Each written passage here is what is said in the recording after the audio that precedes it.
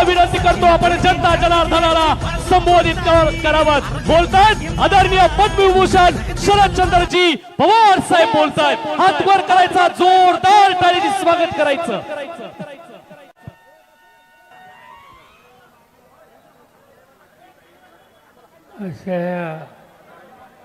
सभेचे अध्यक्ष माननीय आमदार कुमार गोसावी, आपल्या सगळ्यांचे उमेदवार ज्यांना उद्धव ठाकरे यांच्या शिवसेनेचा पाठिंबा आहे, काँग्रेस पक्षाची साथ आहे, राष्ट्रवादीचे ते सहकारी आहेत असे सचिन दोळके, माजी महापौर अंकुश काकडे, काका चव्हाण, शिवाजी बापू, प्रकाश मस्के, किरण चव्हाण पाटील, भागाचे ज्येष्ठ नेते बापूसाहेब धनगावले, सुरेश कारथेकर, स्वाती खोके, विशाल तांबे, नवनाथ साळके, व्यासपीठावरचे अन्य सहकारी आणि उपस्थित बंधू वगैरे. 7 महिन्याच्या पूर्वी देशाच्या लोकसभेची निवडणूक झाली आणि या लोकसभेच्या निवडणुकीला काही प्रश्न होते. देशाचे प्रधानमंत्री देशामध्ये ठिकठिकाणी जाऊन त्यांच्या पक्षाला 400 खासदार मिळावेत अशी विनंती करत होते. पार्लमेंटमध्ये मी अनेक वर्ष आहे. महाराष्ट्राच्या विधानसभेमध्ये 1967 साली मी पहिल्यांदा निवडून आलो आणि त्या दिवसापासून आजपर्यंत कधी विधानसभेत, कधी विधान परिषद, कधी लोकसभा, कधी राज्यसभा, गेली 56 वर्ष सतत मी निवडून जातो. या सगळ्या कालखंडामध्ये आज प्रधानमंत्री मोदी जो 11 सांगतात 400 खासदार, तो कधी पाहायला आम्हाला लोकांना मिळाला नाही. कशासाठी 400 जागा हव्यात? आज पार्लमेंट चालवायचं म्हणजे तर 300 जागा असल्या तरी कारभार करता येतो, ठराव मांडता येतो, ठराव मंजूर करून घेता येतो. त्याची काही आवश्यकता नाही. पण मोदी साहेबांनी 400चा आग्रह पुन्हा पुन्हा धरला. यावेळेस देशाच्या अनेक लोकांना शंका वाटायला लागली आणि ती शंका म्हणजे डॉक्टर बाबासाहेब आंबेडकरांनी या देशाची घटना आपल्याला दिली. हा देश एकसंघ आहे, त्याच्या घटनेमध्ये तो वेगळं करायचा असला, परिवर्तन करायचं असेल तेव्हा जागा खासदारांची आवश्यकता ही असते. आणि माझ्या सरकारला एक शंका आहे की मोदी साहेब 400 जागा हे पुन्हा सांगतायत. याचा अर्थ बाबासाहेबांची जी घटना आहे त्या घटनेमध्ये त्यांना काहीतरी परिवर्तन करावं अशी राष्ट्र शंका आज अनेकांच्या मनामध्ये. आणि हे व्हायचं नसेल तर आपल्याला काही निकाल घ्यावे असते. हे व्हायचं नसेल तर आपल्याला एक मोठी संख्या एकत्रित करावी लागेल आणि त्यासाठी आम्ही देश पातळीवर प्रयत्न केले. आम्ही लोक एकत्र बसलो, दिल्लीमध्ये बैठक घेतली. सोनिया गांधी होत्या, राहुल गांधी होते, मी स्वतः होतो, दिल्लीचे मुख्यमंत्री केजरीवाल होते, तामिळनाडूचे मुख्यमंत्री होते, केरळचे मुख्यमंत्री होते, कर्नाटकचे मुख्यमंत्री होते, समाजवादी पार्टीचे नेते ते त्या ठिकाणी होते. आणि आम्ही सगळ्यांनी ठरवलं काय असेल ते करू, पण घटनेला हात लावून द्यायचा नाही. आणि घटनेला हात लावून द्यायचा नसेल तर त्याला विरोध करण्याची भूमिका घेणारं एखादं संघटन निवड केलं पाहिजे. आणि त्यासाठी आम्ही बिहारमध्ये बैठक घेतली आणि एक संघटन निवड केलं. त्या संघटनेचं नाव इंडिया. त्या इंडिया संघटनेच्या मार्फत देशाच्या घटनेचं रक्षण करण्याचा प्रयत्न आम्ही लोकांनी केला आणि त्याच्यामध्ये यश आलेलं आहे. निवडणूक होऊन गेली. आता महाराष्ट्राची निवडणूक आली, जी देशाची निवडणूक आली, जी होऊन गेली. त्याच्यामध्ये महाराष्ट्राने मोठं काम केलं. या महाराष्ट्रामध्ये 48 खासदार असतात. त्या 48 खासदारांच्या जागेपैकी आम्हा लोकांना 3 जागेवर तुम्ही लोकांनी विजय दिला. आणि त्याचाच परिणाम आम्ही देशाच्या घटनेच्या रक्षणासाठी महाराष्ट्राची शक्ती ही संसदेमध्ये देऊ शकतो. तुम्हा लोकांना धन्यवाद द्यायला पाहिजे की या भागामध्ये लोकसभेच्या निवडणुकीला तुम्हा सगळ्यांच्या विरोधात सुप्रियाताई सुळे यांना मोठ्या मतांनी विजय केलं. आणि मताचा विक्रम करण्यामध्ये आज मी ज्या ठिकाणी उभा आहे त्या भागाच्या बहुसंख्य लोकांनी आपल्या मताचा पाठिंबा सुप्रियाला दिला. ही गोष्ट मी कधी विसरू शकत नाही. लोकसभेची निवडणूक झाली, आता महाराष्ट्राची निवडणूक आहे. आणि या महाराष्ट्राच्या निवडणुकीमध्ये प्रयत्न चालू काही लोकांचा की राज्य पुन्हा हातामध्ये घ्यायचं. लोकशाहीमध्ये राज्य हातामध्ये घ्यायला कोणाची तक्रार नाही. लोकांचा पाठिंबा असल्याचं, लोक समाधानी असल्याचं. आज महाराष्ट्रात स्थिती काय आहे? कोणता वर्गात खुश आहे?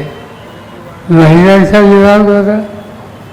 आज महाराष्ट्रामध्ये एक चर्चा चालू आहे की महिलांच्यासाठी काही नवीन कार्यक्रम घेण्याची तयारी राज्यकर्त्यांची आहे.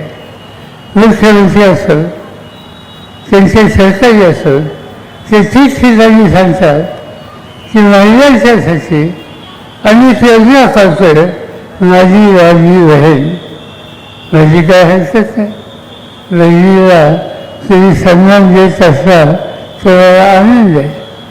तर वस्तुस्थिती काय आहे? आज महाराष्ट्रामध्ये एका बाजूने लाडकी बहीण म्हणायचं आणि ते संरक्षण द्यायचं नाही. युती सरकार महाराष्ट्रात होतं. या सगळ्या काळामध्ये महाराष्ट्रात महिलांचे अत्याचार वाढले. गेल्या 2 वर्षामध्ये महाराष्ट्रामध्ये 67,381 महिलांचे अत्याचार झाले. त्याची नोंद आहे. याचा अर्थ महाराष्ट्रामध्ये दर तासाला 5 महिलांच्या अत्याचाराच्या तक्रारीची नोंद आज राज्य सरकार करेल. राज्यामधल्या 64,000 महिला आणि मुली आज बेपत्ता आहेत. याचा अर्थ काय समजायचं? राज्याचे मुख्यमंत्री देवेंद्र फडणवीस आहेत, त्यांचा जिल्हा नागपूर. आणि या नागपूरमध्ये 13,000 मुली आणि महिला बेपत्ता आहेत. एका बाजूने घराची लाडकी बहीण आणि दुसऱ्या बाजूने महिलांचे अत्याचार वाढतात. त्याच्याकडे धुंकुनी बघायचं. याचा अर्थ एकच आहे की महिलांच्या हिताची दखल करण्याची ताकद आणि दुसरी आज भारतीय जनता पार्टी यांचे जे सरकार आहेत त्याच्यामध्ये नाही आणि त्यामुळे त्यासाठी जे मत मागायला येत असले तर आमच्या मताचा पाठिंबा त्याप्रमाणे देता कामा नये हा निकाल घेण्याच्या उद्देशी आज गरज नाही. दुसरं महत्त्वाचा वर्ग जो महाराष्ट्रामध्ये तो म्हणजे महाराष्ट्राचा शेतकरी. आज काय अवस्था आहे या देशामध्ये सामान्य माणसाचा भुकेचा प्रश्न, देशाचा अन्न धान्याचा प्रश्न काय 80 दाखला हा शेतकरी लागतो. पण त्या शेतकऱ्याची काय स्थिती आज महाराष्ट्रामध्ये शेतकऱ्यांचा सगळ्यात महत्त्वाचा प्रश्न हा शेतकऱ्यांची आत्महत्या आहे. आज माहिती जी घेतली आम्ही महाराष्ट्रामध्ये आज 20,000पेक्षा अधिक शेतकऱ्यांनी आत्महत्या केली. गेल्या 6 महिन्यामध्ये 1267 शेतकऱ्यांनी आत्महत्या केली आणि आपले जीवन संपवलं. मे महिन्यामध्ये 206 आणि जूनमध्ये 193 शेतकऱ्यांनी आत्महत्या केली. देशात सर्वात जास्त शेतकरी आत्महत्या महाराष्ट्रामध्ये होत आहे. जो शेती पिकवतो, भुकेची गरज लागतो, तो आत्महत्येच्या रस्त्यात जातो. का घडते हे? त्याचं कारण एकच आहे, त्याच्या शेतीमालाला किंमत मिळत नाही. ते जे काही पिकवतो त्याला बाजारावर किंमत नाही. ते पिकवण्यासाठी जे औषधं लागतो, बियाणे असतात, खतं औषधं लागतात, या सगळ्याच्या किमती दिवसेंदिवस वाढायला लागलेली आणि त्याचा निर्भत नाही. त्यामुळे तो कर्जबाजारी होतो. कर्जबाजारी झाला की सक्तीची वसुलीची घरातील भांडी तुझे बाहेर काढली जातात. समाजात वेळच होते आणि त्याचा परिणाम काही वेळेला नाईलाजाने शेतकरी आत्महत्याच्या रस्त्याने जाऊ शकतो. आणि ही अवस्था आज महाराष्ट्रामध्ये आली आहे. तुम्ही महाराष्ट्र पुढे जायचं असेल तर महिलांचा सन्मान आणि शेतकऱ्याचे जीवन सुधारणं याच्यामध्ये तडजोड होऊ शकत नाही. पण आजचे राज्यकर्ते त्या बाबतीत काही करायचं आहे. महाराष्ट्र राज्य त्याचा अभिमान तोडणारा आहे. यशवंतराव चव्हाणांच्या सरकार एक कर्तृत्वान मुख्यमंत्री महाराष्ट्राला लाभले आणि 1 मे 1960 साली याच पुणे जिल्ह्यामध्ये शिवनेरीला छत्रपतींच्या जन्मस्थानी चव्हाण साहेबांनी जाहीर केलं की आम्ही हे राज्य महाराष्ट्र राज्य सामान्य माणसाचं राज्य हे करणार आहे. आणि त्याच्यात महाराष्ट्र राज्याची स्थापना झाली. त्या काळामध्ये सर्व देशामध्ये महाराष्ट्राचा नंबर हा पहिला होता. कशासाठी? तर दर दोन्ही उत्पन्नाच्यासाठी. आता फडणवीसांचं सरकार आहे. तुम्ही लक्षात घ्या, यशवंतराव चव्हाण मुख्यमंत्री होते त्या दर दोन्ही उत्पन्न हे महाराष्ट्राचं पहिल्या नंबरवर होतं. आणि देवेंद्र फडणवीस मुख्यमंत्री झाल्याच्या नंतर आज महाराष्ट्राचा नंबर 6वा आहे. महाराष्ट्र घसरलेला आहे आणि राज्याची निर्यात ही महाराष्ट्राची आधीच होती. आज त्याचा वाटा फक्त 16% सर्व दृष्टीनं महाराष्ट्र हा अडचणीत यायला लागली आहे. तिसरी गोष्ट आहे त्याच्या डोक्यावरचं उजू कसं कमी करायचं. माझ्याकडे देशाची शेती खात्याची सत्ता होती. आत्महत्या वाढल्या त्याविषयी प्रधानमंत्री मनमोहन सिंग होते. त्यांना मी सांगितलं की आत्महत्या वाचायची काही गोष्ट झाली नाही आणि आत्महत्याचं कारण त्याच्या डोक्यावरचं कर्जाचं ओझं. त्यांनी विचारलं मला काय करता येईल. मी सांगितलं हल्ली या देशाच्या 16 उद्योगपतींच्या डोक्यावर कर्ज होतं जवळपास 18,000 कोटी आणि केंद्र सरकारने या उद्योगपतींचं कर्ज माफ केलं. अशा लोकांचा इतका कर्ज माफ होऊ शकतं आणि जो शेती करतो, अन्नधान्य पिकवतो, तो सरकारचा चालला निसर्गाच्या लहरीप्रमाणे त्याला मदत करायची नाही, हे धरून काही योग्य नाही. त्याला मार्ग काढायचा असेल तर शेतकऱ्याच्या डोक्यावरचं कर्ज हे माफ केलं पाहिजे. आणि माझ्याकडे शेतीची सूट असताना आणि 71,000 कोटीचं कर्ज माफ केलं आणि शेतकरी संकटातून बाहेर काढले. अनेक गोष्टी या ठिकाणी केली, पण ज्यांच्या हातात सत्ता आहे ते मात्र अशा गोष्टींकडे दुर्लक्ष करतात. कोणतं काम त्यांनी सांगितलं? साधी गोष्ट आहे, त्याचा अभिमान आपल्याला असावाची बाब आहे. सिंधुदुर्ग जिल्ह्यामध्ये तिथं शिवछत्रपतींनी एक किल्ला उभा केला. गेल्या अनेक वर्ष तो किल्ला समुद्रामध्ये आहे. पाण्याचा किल्ला त्याला कधी धक्का बसला नाही. त्या किल्ल्याच्या जवळ केंद्र सरकारने शिवाजी महाराजांचा पुतळा बसवला. त्या पुतळ्याचं अनावरण करायला नरेंद्र मोदी आले. अनावरण केलं आणि 1 महिन्याच्या नंतर तो पुतळा पाडला, मोडला, त्याचे तुकडे झाले. चौकशी केली, हे कसं झालं? सांगण्यात की समुद्र वारा होता आणि त्या वाऱ्याने पुतळा पाडला. आज तुम्ही मुंबईमध्ये गेलात तर इंडिया गेट नावाचा भाग आहे समुद्र किनाऱ्यावर, 7 हॉटेलच्या जवळ. आणि त्या ठिकाणी 1960 साली चव्हाण सरांनी पुतळा उभा केला. जवळ समुद्र आहे, समुद्राचा वारा आहे. 60 पासून आजपर्यंत इतकी वर्ष झाली त्या पुतळ्याला धक्कासुद्धा लागला नाही. मुंबईमध्ये शिवाजी पार्कमध्ये तुम्ही जावा, त्या ठिकाणी महाराजांचा पुतळा आहे. पलीकडे समुद्र आहे, मोकळं मैदान आहे, प्रचंड वारा असतो. तिथं पुतळ्याला काही झालं नाही. पुणे शहरामध्ये शिवाजी मिल्ट्री स्कूल तुम्ही बघितलं असेल, तिथे शिवाजी महाराजांचा पुतळा 60-70 वर्षाच्या पूर्वी किंवा 40 वर्षांनी उभा केला, तरी त्या पुतळ्याला धक्का लागला नाही. पण सिंधुदुर्गचा पुतळा पडतो कसा? आणि ही गोष्ट स्पष्ट झाली की त्या पुतळ्यामध्ये भ्रष्टाचार होता. पुतळा खरेदीमध्ये भ्रष्टाचार होता आणि काम कुणाचं करत होतं?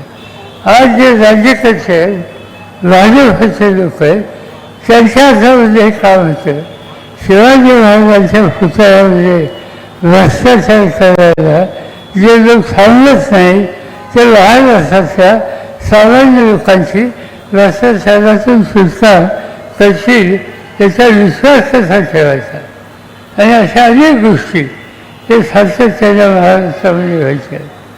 महागाई हे पुढचं दुःख आहे. आज महिलांना प्रपंच चालवणं अवघड झालं. गॅस सिलेंडरच्या किमती वाढल्या, अन्नधान्य, भाजीपाला, डाळी, खाद्यतेल या सगळ्या गोष्टींच्या किमती वाढल्या आणि सामान्य माणसाला संसार चालवणं हे अवघड होऊन बसलेले. त्या महागाईचं त्याची सुटका नाही. खाद्यतेल त्याच्या किमती एवढ्या वाढल्या तर स्वयंपाकघरात फोडणी द्यायला सुद्धा महाग झाली आणि तेलाचे भाव तब्बल 40 ते 50 रुपयापेक्षा अधिक वाढले आणि त्याच्यामध्ये करसुद्धा केंद्र सरकारने वाढीव दराने टाकले. आणि या सगळ्या गोष्टीचा त्रास हा सामान्य माणसाला होतो. या सगळ्यातून सामान्य माणसाची सुटका करायची असेल तर एकच काम करू शकतात आणि ते काम उद्याच्या 18 तारखेला करायचं. ते काम करायचं असेल तर त्या 18 तारखेला तुम्हाला सगळ्यांना एकच निकाल घ्यावा लागेल.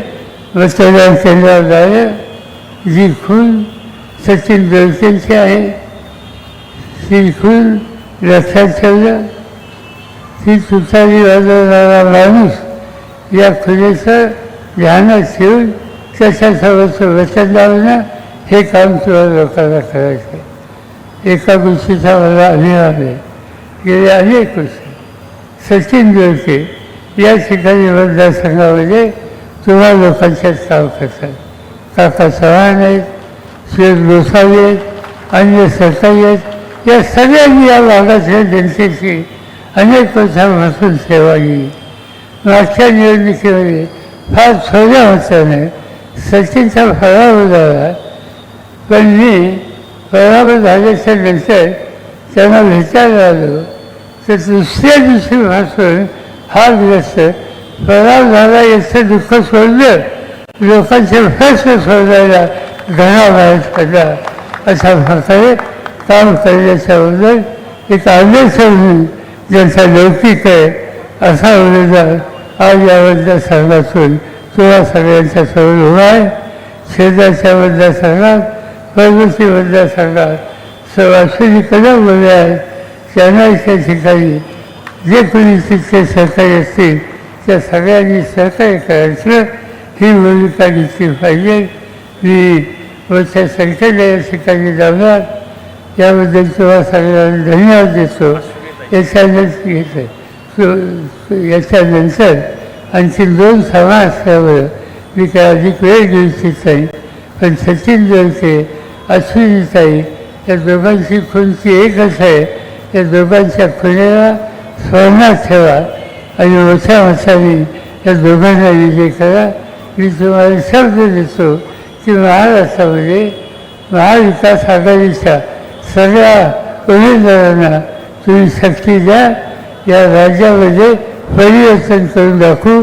देशाचा एक नंबरचं राज्य हा जो लौकिक होता, जो हल्लीचा काळ घसरला, ते राज्य पुन्हा एक नंबर आणू आणि महाराष्ट्राचा लौकिक आणू ही गोष्ट या ठिकाणी मानतो आणि पुढच्या सभेला जायला तुमची परवानगी घेतो.